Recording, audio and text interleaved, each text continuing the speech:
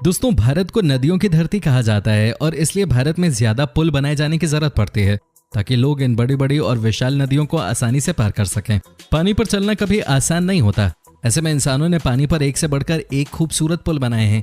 ऐसे पुल जिन्हें देखकर आप दांतों तले उंगली दबा सकते हैं या फिर पुल पार करना भूलकर घंटों ठिठक सकते हैं।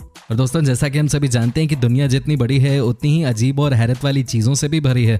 दुनिया में वैसे तो अनगिनत पुल बनाए गए हैं, लेकिन जो पुल पानियों में बनाए जाते हैं, क्या आपने कभी सोचा है कि आखिर कैसे इन बड़े बड़े पुलों को पानी के ऊपर बनाया जाता है?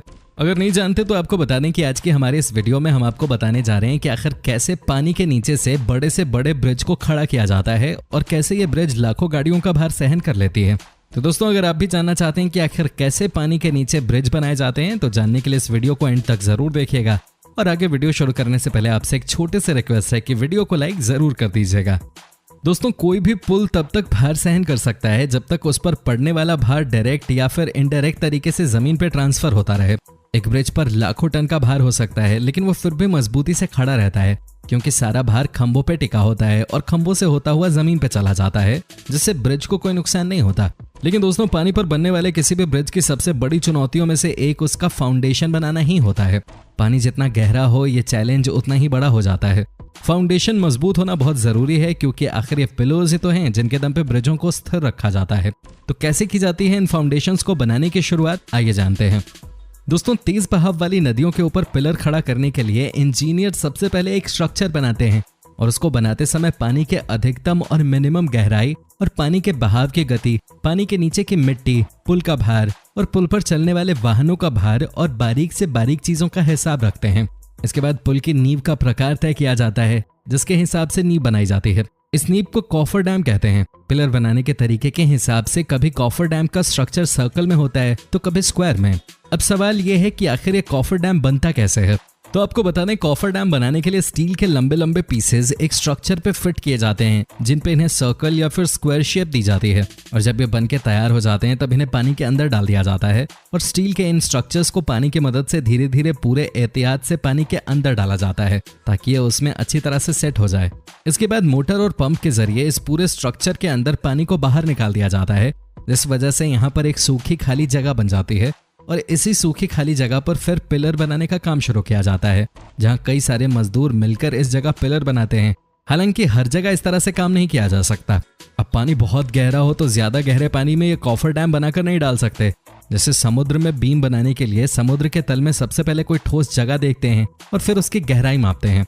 इसके बाद उस जगह पे बड़ी बड़ी मशीनों के द्वारा गड्ढा किया जाता है, जैसे बोरवेल बनाते समय करते हैं। फिर उस बोरवेल में स्टील या फिर लोहे के मोटे पाइप डाले जाते हैं। फिर पाइप के अंदर का सारा पानी बाहर निकाल लिया जाता है, जिसके बाद उस पाइप में सीमेंट और कंक्रीट का मिक्सचर भरा जाता है। जरूरत के हिसाब से एक से ज्यादा खंबे तैयार करके आपस में जोड़ भी सकते हैं, जिससे एक मजबूत खंबा तैयार हो जाता है। जैसे जैसे खंबे बनते जाते हैं वैसे वैसे उनके ऊपर रॉड भी तैयार किए जाते हैं। जब 2 खंबे बनकर तैयार हो जाते हैं तब सबसे पहली बड़ी बड़ी मशीनों के द्वारा बड़े बड़े खंभों को जोड़ा जाता है और ये सीमेंट कंक्रीट के ब्लॉक किसी दूसरी जगह पर तैयार होते हैं। ब्रिज का आधा काम बाहर कारखाने में किया जाता है और आधा काम समुद्र या नदी जहां पर पुल बनाया जा रहा हो वहां बड़े बड़े सीमेंट के ब्लॉक्स को समुद्र में ले जाने के लिए बड़ी बड़े शिप्स को काम में लिया जाता है।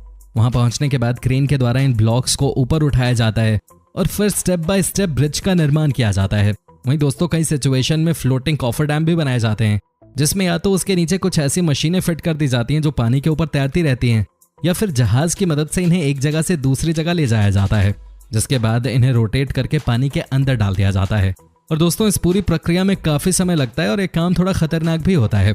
लेकिन दोस्तों, जितने भी लोग इस तरह के काम में लगे होते हैं वो काफी प्रोफेशनल होते हैं, चाहे वो वर्कर हो या फिर इंजीनियर, सभी को इन कामों का काफी अनुभव होता है, जिसके बाद ही उन्हें ऐसे जटिल प्रोजेक्ट पे काम करने के लिए भेजा जाता है। क्योंकि अगर ये ब्रिज किसी नौसिखिया द्वारा बनाई जाए तो उसका खामियाजा कई लोगों की मौत से भुगतना पड़ सकता है। अब हमारे ही देश के मुंबई शहर में स्थित बांद्रा वर्ली सी लिंक को ही ले लीजिए। इस 5.6 किलोमीटर लंबे स्टील के स्ट्रक्चर को इंजीनियरिंग का बेहतरीन नमूना कहा जाता है, लेकिन पानी के ऊपर इसे बनाना आसान नहीं था। ये एक बहुत ही लंबा और चुनौती भरा सफर था जिसे 11 सालों से अधिक की मेहनत और लगभग 2.25 लाख करोड़ के खर्च के बाद हमारे इंजीनियर्स ने पूरा कर दिखाया। तो दोस्तों, अब तो आप लोग समझ ही गए होंगे कि इस तरह के ब्रिज बनाने में इतने पैसे क्यों खर्च होते हैं।